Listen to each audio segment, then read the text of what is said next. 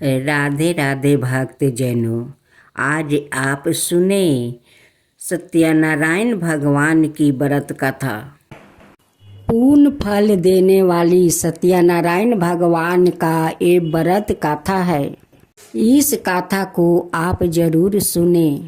इस सत्यनारायण भगवान की कथा सुनने से आपका घर में सुख सुविधा, सत्यनारायण भगवान हमेशा आपका घर में भरे रहेंगे, कभी कमी नहीं होने देंगे। तो भक्त जनों, इस सत्यनारायण भगवान का कथा आप जरूर सुने।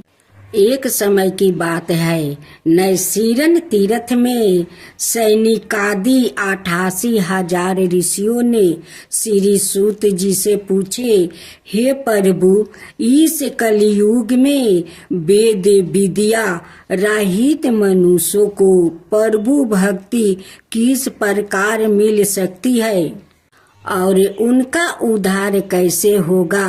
हे मुनि श्रेष्ठ, कोई ऐसा तप बताइए जिससे थोड़े समय में ही पुण्य मिले और मन बचित फल भी मिल जाए। इस प्रकार की कथा सुनने की हम इच्छा रखते हैं।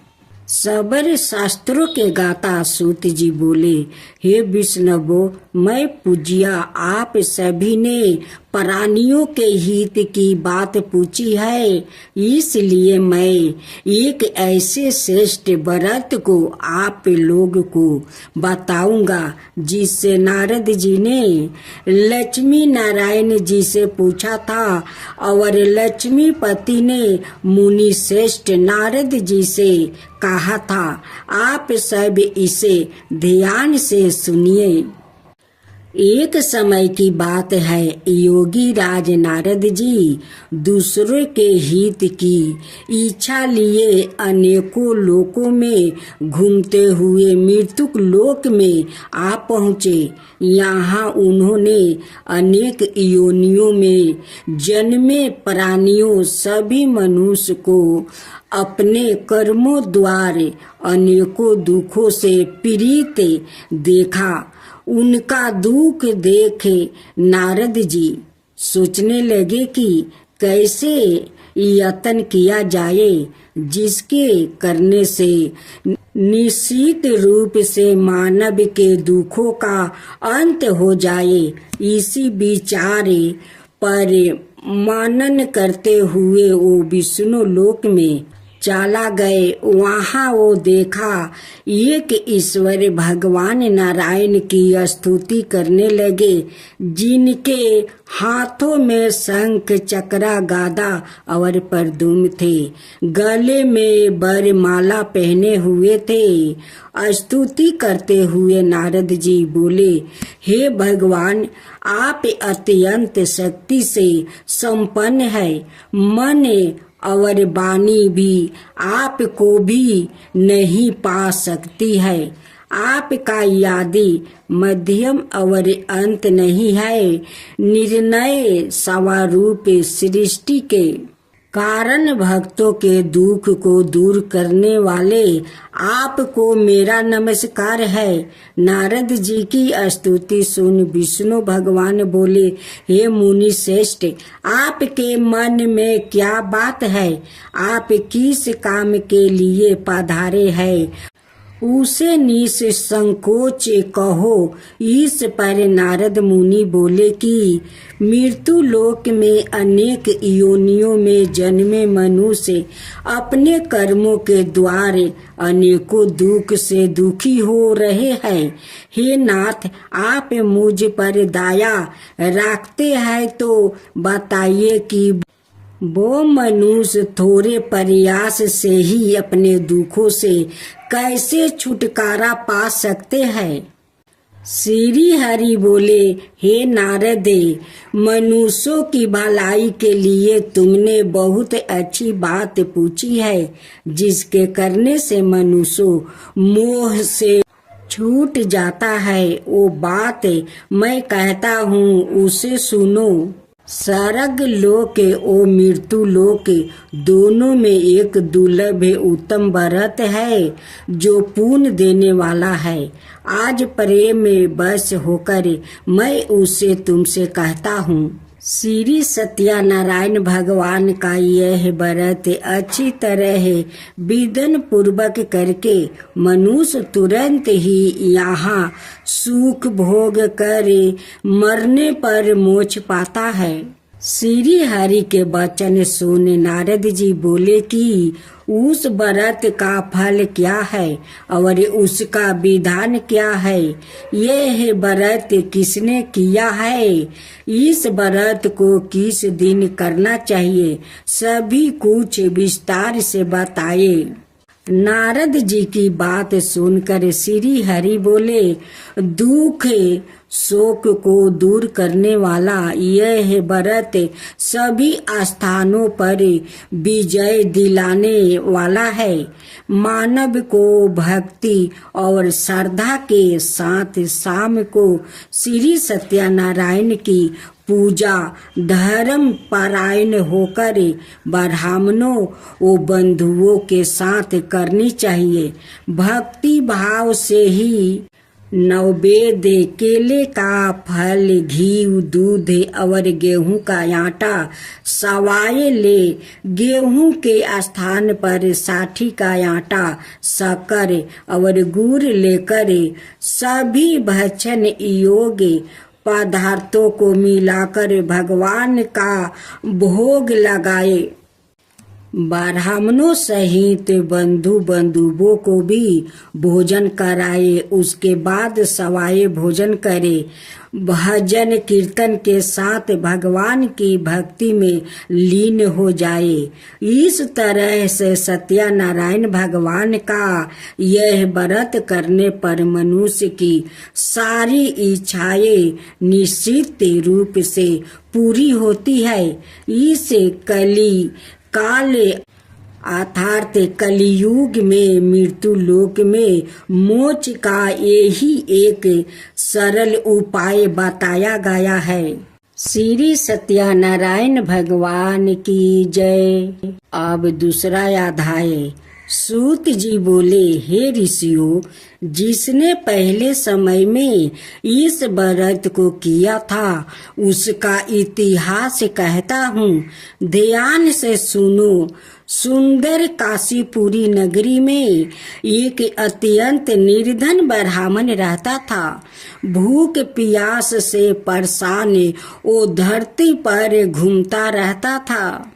ब्राह्मणों से प्रेम करने वाले भगवान ने एक दिन ब्राह्मण का भेष धारण कर उसके पास जाकर पूछा, हे बीरबा, नित दुखी होकर तुम पृथ्वी पर क्यों घूमते हो? दीन ब्राह्मण बोला, मैं निर्धन ब्राह्मण हूँ, भिक्षा के लिए धरती पर घूमता हूँ। हे भगवान, यदि आप इसका कोई उपाय जानते हो तो बताइए। वृद्ध ब्राह्मण कहता है कि सत्यनारायण भगवान मनोवांछित फल देने वाले हैं, इसलिए तुम उनका पूजन करो। इसे करने से मनुष्य सभी दुखों से मुक्त हो जाता है। वृद्ध ब्राह्मण बन कर आया सत्यनारायण भगवान उस निर्धन ब्राह्मण को व्रत का सारा विधान बताकर अंतर्ध्यान हो गया। ब्राह्मण मन ही मन सोचने लगा कि जिस व्रत को वृद्ध ब्राह्मण कहने को कह गया है, मैं उसे जरूर करूँगा। यह निश्चित करने के बाद उसे रात में नींद नहीं आई। वो सवेरे उठकर सत्यनारायण भगवान का व्रत का निश्चय कर भिक्षा के लिए चला गया। उस दिन निर्धन ब्राह्मण को भिक्षा में बहुत धन मिला, जिससे उसने बंधु बंधुओं के साथ मिलकर श्री सत्यनारायण भगवान का व्रत संपन्न किया। भगवान सत्यनारायण का व्रत संपन्न करने के बाद वो निर्धन ब्राह्मण सभी दुखों से छूट गया और अनेक प्रकार की संपत्तियों से युक्त हो गया। उसी समय से यह ब्राह्मण हर माहे इस व्रत को करने लगा। इस तरह से सत्यनारायण भगवान के व्रत को जो मनुष्य करेगा वो सभी प्रकार के पापों से छूट कर मोक्ष को प्राप्ति करेगा। जो मनुष्य इस व्रत को करेगा वो भी सभी दुखों से मुक्ति हो जाएगा। सूत जी बोले कि इस तरह से नारद जी से नारायण जी का कहा हुआ। श्री सत्यनारायण व्रत को मैंने तुमसे कहा, हे पीरबा, मैं अब और क्या कहूँ। ऋषि बोले, हे मुनिवर, संसार में उस बीरबा से सुनकर और किसने इस व्रत को किया है, हम सब इस बात को सुनना चाहते हैं। इसके लिए हमारे मन में श्रद्धा का भाव है। सूत जी बोले, हे मुनियो, जिसने इस व्रत को किया है वो सब सुनो। एक समय वही बीरबा धन ऐश्वर्य के अनुसार अपने बंधु बंधुओं के साथ इस व्रत को करने को तैयार हुआ है। उसी समय एक लकड़ी बेचने वाला बूढ़ा आदमी आया और लकड़ियां बाहर रख कर अंदर ब्राह्मण के घर में गया। प्यास से दुखी ओ लकड़हारा उनको व्रत करते देख बीरबा को नमस्कार करे पूछने लगा कि आप यह क्या कर रहे हैं और इसे करने से क्या फल मिलेगा, कृपया मुझे भी बताइए। ब्राह्मण ने कहा कि सब मनोकामनाओं को पूरा करने वाला यह सत्यनारायण भगवान का व्रत है।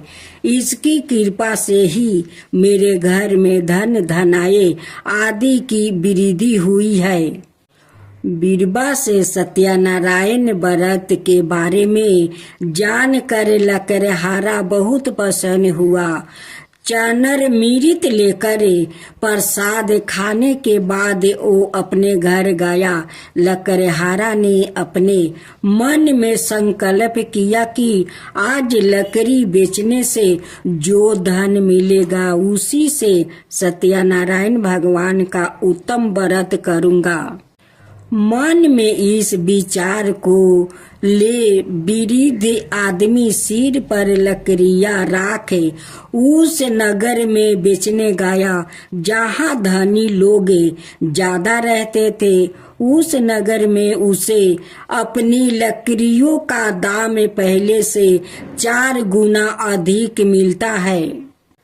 वृद्धा प्रसन्नता के साथ दाम लेकर केले, शक्कर, घी, दूध, दही और गेहूं का आटा ले और सत्यनारायण भगवान के व्रत की अनाय सामग्री लेकर अपने घर गया। वहां उसने अपने बंधु बंधुओं को बुलाकर विधि विधान से सत्यनारायण भगवान का पूजा और व्रत किया। इस व्रत के प्रभाव से वो वृद्ध लकड़हारा धन पुत्र आदि से युक्त होकर संसार के समस्त दुख भोग अंत काल में वैकुंठ धाम चला गया। श्री सत्यनारायण भगवान की जय। गौर गणेश जी की जय। सूत जी बोले, हे श्रेष्ठ मुनियों, अब आगे की कथा कहता हूँ। पहले समय में उल्लेख मुख्य नाम का एक बुद्धिमान राजा था। वो सत्य भक्त और जितेंद्रिया था। प्रतिदिन देव स्थानों पर जाता और निर्धनों को धन देकर उनके कष्ट दूर करता था। उसकी पत्नी कमला के सामने मुख वाली और सती साध्वी थी।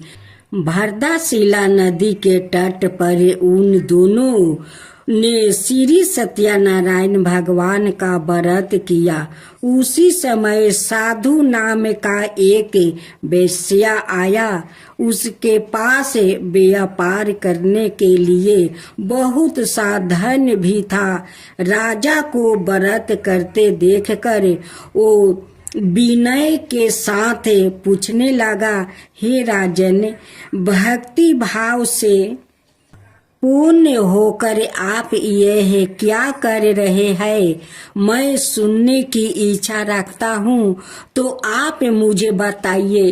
राजा बोला, हे साधु, अपने बंधु बंधुओं के साथ पुत्रादि की प्राप्ति के लिए एक महान शक्तिमान सत्यनारायण भगवान का व्रत वो पूजन कर रहा हूँ।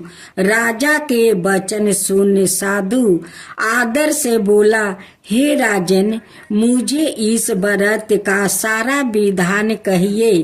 आपके कथन अनुसार मैं भी इस व्रत को करूँगा।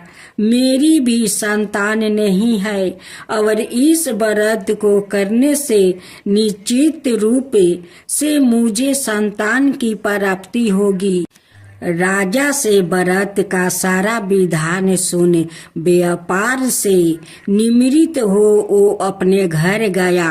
साधु वेश्या ने अपनी पत्नी को संतान देने वाले इस व्रत का वर्णन कह सुनाया और कहा कि जब मेरी संतान होगी तब मैं इस व्रत को करूँगा। साधु ने इस तरह के वचन अपनी पत्नी लीलावती से कहे। एक दिन लीलावती पति के आनंदित हो सांसारिक धर्म में परावृत होकर सत्यनारायण भगवान की कृपा से गर्भवती हो गई। 10वें महीने में उसके गर्भ से एक सुंदर कन्या ने जन्म लिया। दिनों दिन वो ऐसे बढ़ने लगी जैसे कि शुक्ल पक्ष का चंद्रमा बढ़ता है। माता पिता ने अपनी कन्या का नाम कालावती रखी। एक दिन लीलावती ने मीठे शब्दों में अपने पति को याद दिलाया कि आपने सत्यनारायण भगवान के जिस व्रत को करने का संकल्प किया था उसे करने का समय आ गया है। आप इस व्रत को करिए। साधु बोला कि हे बीरबा, इस व्रत को मैं उसके विवाह पर करूँगा। इस प्रकार अपनी पत्नी को आश्वासन देकर वो नगर को चला गया। कालावती पिता के घर में रहे वृद्ध हो प्राप्ति हो गई। साधु ने एक बार नगर में अपनी कन्या को सखियों के साथ देखा तो तुरंत ही दूत को बुलाया और कहा कि मेरी कन्या के योग वर देख कर आओ। साधु की बात सुनकर दूत कंचन नगर में पहुंचा और वहां देखभाल कर लड़की के लिए सुजोगे बानिक पुत्र को ले आया। सुजोगे लड़के को देख साधु ने बंधु बंधुओं को बुलाकर अपनी पुत्री का विवाह कर दिया। लेकिन दुर्भाग्य की बात यह है कि साधु ने अभी भी श्री सत्यनारायण भगवान का व्रत नहीं किया। इस पर श्री भगवान क्रोधित हो गए और श्राप दे दिया कि साधु को अधिक दुख मिले। अपने कार्य में कुशल साधु विनय जमाई को लेकर समुद्र के पास स्थित होकर रत्नासरपुर नगर में गया। वहां जाकर दामाद ससुर दोनों मिलकर चंद्रकेतु राजा के नगर में व्यापार करने लगे। एक दिन भगवान सत्यनारायण की माया से एक चोर राजा का धन चुराकर भाग रहा था। उसने राजा के सिपाहियों को अपनी पीछा करते देखे चोराया हुआ धन वहां रख दिया जहां साधु अपने जमाई के साथ ठहरा हुआ था। राजा के सिपाहियों ने साधु वेश्या के पास राजा का धन पारा देखा तो वो ससुर जमाई दोनों को बांध कर प्रसन्नता से राजा के पास ले गया और कहा कि उन दोनों चोरों हम पकड़ लिया है, आप आगे की कार्रवाई की आज्ञा दे।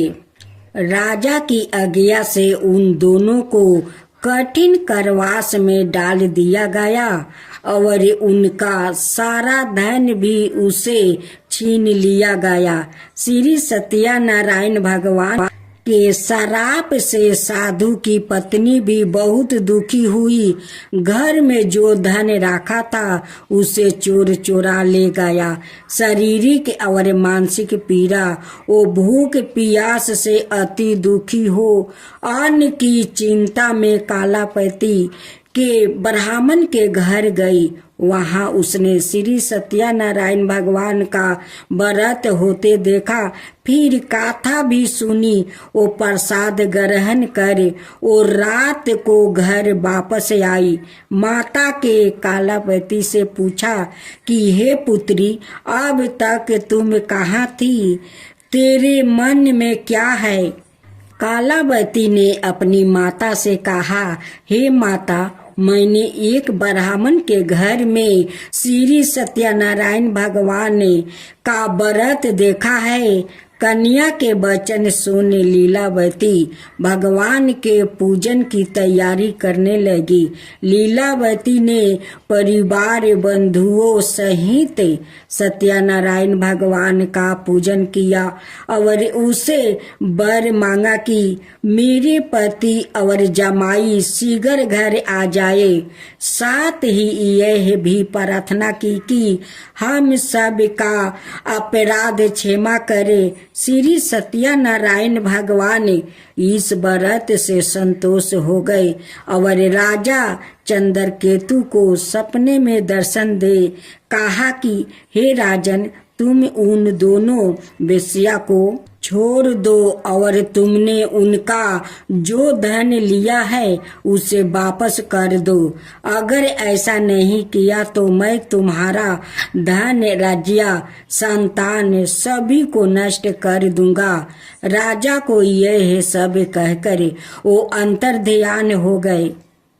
प्रात काल सभा में राजा ने अपना सपना सुनाया। फिर बोले कि बानिक पुत्रा को कैद से मुक्त कर सभा में ले आओ। दोनों ने आते ही राजा को प्रणाम किया। राजा मीठी वाणी में बोला, हे महानुभावों, भागे बसे ऐसे कठिन दुख तुम्हें प्राप्ति हुआ है, लेकिन अब तुम्हें कोई भय नहीं है। ऐसा कह राजा ने उन दोनों को नए वस्तु भूषण भी पहनाया और जितना धन उनका लिया था उसे दोगुना धन वापस कर दिया। दोनों वेश्या अपने घर को चल दिया। श्री सत्यनारायण भगवान की जय। गौर गणेश की जय। अपनी यात्रा आरंभ किया और अपने नगर की ओर चल दिया। उनके थोड़ी दूर जाने पर एक दंडी भेषधारी श्री सत्यनारायण ने उनसे पूछा, हे साधु, तेरी नाव में क्या है? अभी बानी मानी के हंसता हुआ बोला, हे डंडी, आप क्यों पूछते हो? क्या धन लेने की इच्छा है? मेरी नाव में तो बेल पत्ते भरे हुए हैं। वेश्या के कठोर वचन सुन भगवान बोले, तुम्हारा वचन सत्य हो। डंडी ऐसे वचन कहे वहां से दूर चला गया। कुछ दूर जाकर समुंदर के किनारे बैठ गया। डंडी के जाने के बाद साधु वेश्या ने नित्य क्रिया के पश्चात नाव को ऊंची उठाते देखकर अचंभा माना और नाव में बेलपते आदि देख वो मूर्छित हो जमीन पर गिर पड़ा। होश आने पर वो अत्यंत शोक में डूब गया। तब उसका दामाद बोला कि आप शोक ना मनाए, यह डंडी का श्राप है, इसलिए हमें इनकी शरण में जाना चाहिए, तभी हमारी मनोकामना पूरी होगी। दामाद की बात सुनकर वो डंडी के पास पहुंचा और अत्यंत भक्ति भाव नमस्कार करके बोला, मैंने आपसे जो जो सत्य वचन कहे थे उनके लिए मुझे क्षमा दे। ऐसा कह कर महान शोकातुर हो रोने लगा। तब डंडी भगवान बोले, हे मानिक पुत्रा, मेरी आज्ञा से बार बार तुम्हें दुख प्राप्ति हुआ है, तू मेरी पूजा से मुक्त हुआ। साधु बोला, हे भगवान, आपकी माया से ब्रह्मा आदि देवता भी आपके रूप को नहीं जानते, तब मैं अज्ञानी कैसे जान सकता हूँ। अगर आप प्रसन्न है तो अब मैं समर्थ के अनुसार आपकी पूजा करूँगा। मेरी रक्षा करो और पहले के समान नौका में धन भर दो। साधु वेश्या के भक्ति पूर्वक वचन सुनकर भगवान प्रसन्न हो गए और उसकी इच्छा अनुसार वरदान देकर अंतर्ध्यान हो गए। ससुर जमाई जब नाव पर आया तो नाव धन से भरी हुई थी। फिर वही अपने अन्यायी साथियों के साथ सत्यनारायण भगवान का पूजन कर अपने नगर को चल दिया। जब नगर के नजदीक पहुँचे तो दूत को घर पर खबर करने के लिए भेज दिया। दूत साधु की पत्नी को प्रणाम कर कहता है कि मालिक अपने दामाद सहित नगर के निकट आ गए हैं। दूत की बात सुन साधु की पत्नी लीलावती ने बड़े हर्ष के साथ सत्यनारायण भगवान का पूजन कर अपनी पुत्री कालावती से कहा कि मैं अपने पति के दर्शन को जाती हूँ, तू कार्य पूरा करे, शीघ्र आ जा। माता के ऐसे वचन सुन कालावती जल्दी से प्रसाद छोड़ अपने पति के पास चली गई। प्रसाद की अवज्ञा के कारण श्री सत्यनारायण भगवान रूठ हो गए और नाव सहित उसके पति को पानी में डुबा दिया। कालावती अपने पति को वहां ना पाकर रोती हुई जमीन पर गिर गई। नौका को डूबा हुआ देख वो कन्या को रोता देख साधु दुखी होकर बोले कि हे प्रभु, मुझसे और मेरे परिवार से जो भूल हुई है उसे क्षमा करे। साधु के दीन वचन सुनकर श्री सत्यनारायण भगवान प्रसन्न हो गए और आकाशवाणी हुई, हे साधु, तेरे कन्या मेरे प्रसाद को छोड़कर आई है, इसलिए उसका पति अदृश्य हो गया है। यदि वो घर जाकर प्रसाद खाकर लौटती है तो इसे उसका पति अवश्य मिलेगा। ऐसी आकाशवाणी सुन कालावती घर पहुंचकर प्रसाद खाती है और फिर आकर अपने पति के दर्शन करती है। उसके बाद साधु अपने बंधु बंधुओं सहित श्री सत्यनारायण भगवान का विधि विधान से पूजा करता है। इस लोक का सुख भोग वो अंत में सरग जाता है। श्री सत्यनारायण भगवान की जय। गौर गणेश जी की जय। सूत जी बोले, हे ऋषियों, मैं और भी एक कथा सुनाता हूँ, उसे भी ध्यान पूर्वक सुनो। प्रजा पालन में लीन तुलिंग ध्वज नाम का एक राजा था। उसने भी भगवान का प्रसाद त्याग कर बहुत ही दुख सहन किया। एक बार वन में जाकर वन पशुओं को मार कर ओ बर के पेड़ के नीचे आया।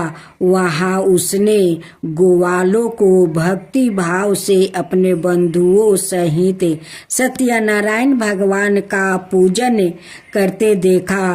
अभिमान वश राजा ने उन्हें देख कर भी पूजा स्थान में नहीं गया और न ही उसने भगवान को नमस्कार किया। ग्वालों ने राजा को प्रसाद दिया, लेकिन उसने वो प्रसाद नहीं खाया और प्रसाद को वो ही छोड़े वो अपने नगर को चला गया। जब वो नगर में पहुंचा तो वहाँ सब कुछ तहस नहस हुआ पाया। तो वो शीघ्र ही समझ गया कि यह सब भगवान ने ही किया है। वो दोबारा ग्वाले के पास पहुंचा और विधि पूर्वक पूजा करके प्रसाद खाया तो श्री सत्यनारायण भगवान की कृपा से सब कुछ पहले जैसा हो गया। शीघ्र काल तक सुख भोगने के बाद मरणोपरांत उसे स्वर्ग लोक की प्राप्ति हुई। जो मनुष्य परम दुर्लभ इस व्रत को करेगा तो भगवान श्री सत्यनारायण की अनुकंपा से उसे धन धनाई की प्राप्ति होगी। निर्धन धनी हो जाता है और भय मुक्त हो जीवन जीता है। संतानहीन मनुष्य को संतान सुख मिलता है और सारे मनोरथ पूर्ण होने पर मानव अंत काल में वैकुंठ धाम को जाता है। सूत जी बोले, जिन्होंने पहले इस व्रत को किया है अब उनके दूसरे जन्म की कथा कहता हूँ। वृद्ध सातानंद ब्राह्मण ने सुदामा का जन्म लेकर मोक्ष की प्राप्ति की। लकड़हारा ने अगले जन्म में निषद बनकर मोक्ष प्राप्ति किया। उल्लेख मुख नाम का राजा दशरथ होकर वैकुंठ को गया। साधु नाम के वेश्या ने मोर धवाजा बनकर अपने पुत्रा को आरे से चीर कर मोक्ष पाया। महाराज तुलंग धवाज ने स्वाभूप होकर भगवान में भक्ति युक्त हो कर्म कर मोक्ष पाया। श्री सत्यनारायण भगवान की जय। गौर गणेश की जय। ओम जय जगदीश हरे स्वामी जय जगदीश हरे। भक्तों जन के संकट क्षण में दूर करे। ओम जय जगदीश हरे। जो धावे फल पावे दुख विनाश मन का।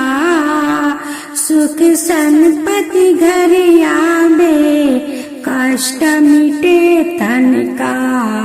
ओम जय जगदीश हरे। माता पिता तुम मेरे शरण कहूँ मैं किसकी। तुम बिना और न दूजा आस करूँ किसकी। ओम जय जगदीश हरे। तुम परमात्मा तुम अंतर्यामी, पार ब्रह्म परमेश्वर तुम सबके स्वामी। ओम जय जगदीश हरे, तुम करुणा के सागर तुम पालन करता, मैं सेवक तुम स्वामी कृपा करो भक्तो। ओम जय जगदीश हरे, तुम हो ये काया गोचर सबके प्राणपति, किसी विधि मिलू दयामा तुमको मैं कुमति। ओम जय जगदीश हरे, दीन बंधु दुखी हरता तुम रक्षक मेरे, अपने हाथ उठाओ द्वारे पार तेरे। ओम जय जगदीश हरे, विषय विकार मिटाओ पाप हरो देवा, श्रद्धा भक्ति बढ़ाओ संतन की सेवा।